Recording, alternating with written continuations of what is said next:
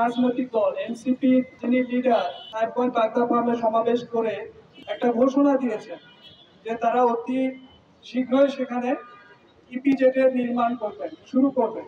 জাতীয় আদিবাসী পরিষদের পক্ষ থেকে আমরা এর তীব্র নিন্দা জানাচ্ছি এবং সেখানে যাতে ইপিজেড না হতে পারে তার জন্য জাতীয় আদিবাসী পরিষদ সাহেবগঞ্জ বাগদা ফার্ম ভূমি উদ্ধার সংগ্রাম কমিটিকে সর্বাত্মক সহযোগিতা করবেন। সংগ্রামী সাথী ও বন্ধুগণ, আমি বলতে চাই যে একটা জায়গায় ইপিজেড নির্মাণ করতে গেলে যে প্রক্রিয়া,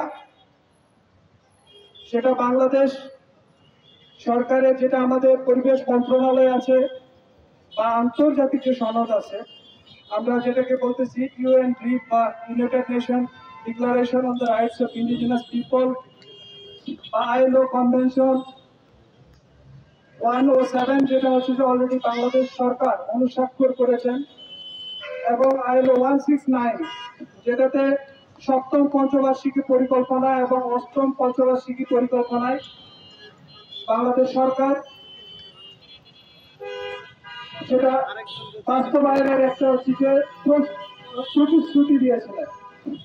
কিন্তু আমরা এখন কি দেখছি, আপনি যদি আন্তর্জাতিক যে সনদ আছে এবং পরিবেশ অধিদপ্তরের যে প্রক্রিয়া আছে, যে কোনো জায়গায় উন্নয়ন এর নামে কোনো প্রতিষ্ঠান, সেটা পর্যটন কর্পোরেশন হোক, কোনো ধরনের শিক্ষা প্রতিষ্ঠান হোক বা এক্সপোর্ট প্রসেসিং জোন হোক, সেখানে আপনাকে পরিবেশ অধিদপ্তরের ছাড়পত্র দিতে হবে। ছাড়পত্র তখনই পরিবেশ অধিদপ্তর দেবে সেখানে আদিবাসীদের সাথে স্বাধীন ও পূর্ববহিত সম্মতির জন্য আপনাকে আদিবাসী এবং যারা বাঙালি আছে সেখানে তাদের সাথে কথা বলতে হবে, এনভায়রনমেন্টাল ইমপ্যাক্ট অ্যাসেসমেন্ট করতে হবে।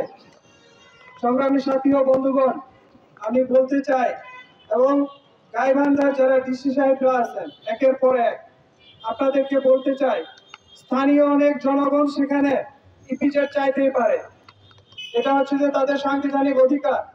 কিন্তু সেখানে ইপিজেড আপনি যেখানে করবেন, সেখানে আপনি যদি ইপিজেড করেন, সেখানে যারা জমির মালিক তাদের সাথে আপনার একটা কনসালটেশন করতে হবে। সেই প্রক্রিয়ায় আপনারা এখন পর্যন্ত যান নাই। পরিবেশ অধিদপ্তরের যে ছাড়পত্র দরকার হয়, সেই এনভায়রনমেন্টাল ইমপ্যাক্ট অ্যাসেসমেন্ট বাংলাদেশ সরকার।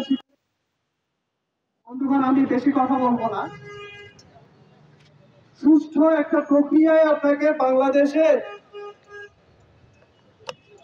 একটা উন্নয়ন সেটা আপনাকে করতে হবে। তাছাড়া হচ্ছে যে শুধু আদিবাসী না, যে কোনো সম্প্রদায় সেটাতে আপনাকে বাধা দিবে। আমি একটু পূর্বে যাই, 2016 সালের 6 নভেম্বরের ঘটনা আপনারা সবাই জানেন, যেটা আন্তর্জাতিক মিডিয়া আল জাজিরা প্রকাশ করার পরে হচ্ছে যে এটা আমরা জনসম্মুখে সারা বিশ্বের আদিবাসীরা এবং হচ্ছে যে আমাদের যারা সচেতন বন্ধুগণ আছেন এবং সর্বোপরি সাধারণ জনগণ, আপনারা সবাই দেখেছেন কিভাবে সাঁওতাল এবং হচ্ছে যে যারা আন্দোলনরত বাঙালি বন্ধুরা আছে তাদের উপরে নির্বিচারে গুলিবর্ষণ করা হয়েছে। যেখানে 3 সাঁওতালকে পাখির মতো হত্যা করা হয়েছে। বাংলাদেশের elite force, RAB, BJP, police, answer অংশগ্রহণ করেছে এই হত্যাযজ্ঞে। ডিবি পুলিশ সাঁওতালদের বাড়িতে আগুন লাগিয়েছে এবং সেখানকার যিনি হচ্ছেন সংসদ সদস্য ছিলেন, যিনি আদিবাসীদের রক্ষা করার কথা, কিন্তু ওনার মদতে এটা হয়েছে। সেখানকার যিনি পরবর্তীতে উপজেলা চেয়ারম্যান হয়েছিলেন, ওই ইউনিয়নের চেয়ারম্যান ছিলেন শাকিল আখন্দ বুলবুল, উনিও এই হত্যাকাণ্ডের সাথে জড়িত। বন্ধুগণ, কিন্তু আমরা কি দেখলাম, অতি দুঃখের সাথে দেখলাম সাঁওতালরা যে এই ঘটনার জন্য যে কেসটা করেছিলেন সেটা তদন্তের জন্য প্রথমে পিআইবি কে দেওয়া হয়। পিআইবি হচ্ছে যে মন গড়া একটা তদন্ত রিপোর্ট পেশ করে, পরে সাঁওতালরা নারাজি দিলে আবার সেখানে হচ্ছে সিআইডি কে দায়িত্বটা দেওয়া হয়। সিআইডিও সেই একই ধরনের একটা মন গড়া একটা রিপোর্ট দাখিল করে, যেখানে হচ্ছে যে আবুল কালাম আজাদ এবং হচ্ছে যে যিনি হচ্ছে যে ষড়যন্ত্রকারীর মূল হোতা সেখানকার এমপি, ওনাকে অনেকটা বাদ দেওয়া হয় এবং শাকিল আখন্দ বুলবুল এবং সেই সাথে যারা স্থানীয়ভাবে অংশগ্রহণ করেছিল তাদের সবাইকে বাদ দেওয়া হয়। বন্ধুগণ, আমরা সব সময় দেখি যে বিচারহীনতার যে সংস্কৃতি, সেটা আপনি সমতলে বলেন আর পাহাড়ে বলেন, আমরা এটা দেখে আসতেছি। বন্ধুগণ, সমতল এবং পাহাড়ের আদিবাসীদের উপরে যে ধরনের এই যে উন্নয়ন কার্যক্রম নামে ইপিজেড যেভাবে এখানে স্থাপন করে আদিবাসীদের জমি দখল করা হচ্ছে, সেভাবে একইভাবে দেখেছি আমরা চিম্বুক পাহাড়ের মোড়, সেখানে 5 স্টার নির্মাণ করার জন্য সেখানে হচ্ছে যে যারা জড়িত ছিলেন, বাংলাদেশে যারা হচ্ছে যে রক্ষক, তাদেরও এখানে জড়িত থাকার প্রমাণ আছে।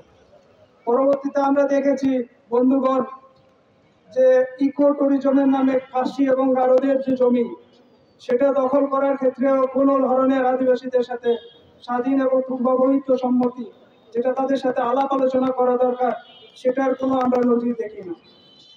সমতলে আদিবাসীদের অনেক জমি বনায়নের নামে এবং হচ্ছে যে অর্পিত সম্পত্তির বা শত্রু সম্পত্তির যে জমি, সেগুলোকে এক এক খতিয়ানে নিয়ে জমি বলে সেখানে দখল করা হয়েছে বন্ধুগণ। এবং দিনাজপুরে সে রেশম উন্নয়ন বোর্ড বলেন এবং হচ্ছে যে পরবর্তীতে আমরা দেখেছি ফুলবাড়ি কয়লা খনিতেও সেখানে ওপেন পিট কোল মাইন করার কথা ভাবছিল বন্ধুগণ। বাঙালি এবং আদিবাসী বন্ধুরা সেটাকে হচ্ছে যে অতি কঠোর হস্তে দমন করেছিল। সেখানে মানুষ জীবন দিয়েছে, রক্ত দিয়েছে, সেখানে কিন্তু ওপেন পিট কোল মাইনিং হয়নি। বন্ধুগণ, আমরা সাহেবগঞ্জ পাল্টা ফার্ম ভূমি উদ্ধার সংগ্রাম কমিটির যে সংগ্রাম এবং সাঁওতাল এবং বাঙালি কৃষকদের যে এই চলমান আন্দোলন, এই আন্দোলনের সাথে আজকের যে 6 দফা দাবি আমাদের আদিবাসী ছাত্র এবং যুব বন্ধুরা মিলে যে আজকের প্রতিবাদ সমাবেশ এবং র্যালি রেখেছেন, এটার জন্য আমরা তাদেরকে আমাদের সংগ্রামী শুভেচ্ছা জানাই। শেষে শুধু একটি কথা বলেই শেষ করব বন্ধুগণ। গত সরকারে আমরা দেখেছি আদিবাসীদেরকে 2011 সালে 23 কতে ক্ষুদ্র নৃগোষ্ঠী বলে সম্বোধন করে একটা ক্লোজ করা হয়েছিল। বন্ধুগণ, এখন আমরা দেখছি যে সংস্কৃতি মন্ত্রণালয় আবার একই বিষয় একটু ঘুরে ফিরে নৃবৈচিত্র্য বলে এটাকে একটা নতুন ভাবে একটা হচ্ছে যে এটা নতুন ভাবে একটা কি বলবো, এটাকে হচ্ছে যে প্রমোশন করতে যাচ্ছেন। আমরা নিজেদেরকে আদিবাসী বলতে চাই, আমাদের বাপ দাদা পূর্বপুরুষ যারা ছিলেন তারাও নিজেদেরকে আদিবাসী বলেছেন। এবং আমরা গত সরকারে যেরকম ভাবে আমাদের আদিবাসীদের উপরে পাহাড় এবং সমতলে দমন নিপীড়ন হয়েছে, একই বিষয়গুলো আমরা দেখছি বন্ধুগণ। আদিবাসী ছাত্র যুবদের উপরে জুলাই আন্দোলনের যে একটা স্পিড ছিল যে পাতা ছেড়া যাবে না, বাংলাদেশে হিন্দু, বৌদ্ধ, খ্রিস্টান এবং মুসলমান ছাড়াও যে আদিবাসীরা ছিল সেখানে পাতা ছিল একটা, সে পাতা কিন্তু ছিঁড়ে ফেলা হয়েছে। এবং তার বিরুদ্ধে এনসিটিভি যে কার্যক্রম, সেই বিষয়টাকে হচ্ছে যে পাঠ্যপুস্তক থেকে বাদ যাওয়ার কারণে আদিবাসী ছাত্র এবং যুব বন্ধুরা যে প্রতিবাদ করেছে, তার উপর যে আমরা নির্মম অত্যাচার এবং বর্বরতা দেখেছি, এটা কিন্তু আমরা আগে যে যা দেখেছি বা আগে যে ঘটনাগুলো ঘটেছে তার বিষয়টাকে ছাড়িয়ে গেছে। আমি শুধু এইটুকুই বলবো, শেষ পর্যন্ত আমাদের সার্জিস আলম ভাই ঘোষণা দিয়েছেন সাহেবগঞ্জ পাল্টা ফার্মে ইপিজেড হবে। ভাই, আপনাকে বলতে চাই, আপনি শুধু সরকারে যারা আছেন আপনারা আমাদেরকে মানে কি বলবো পুরানা বোতলে আমাদেরকে নতুন করে হচ্ছে নতুন মত দিচ্ছেন।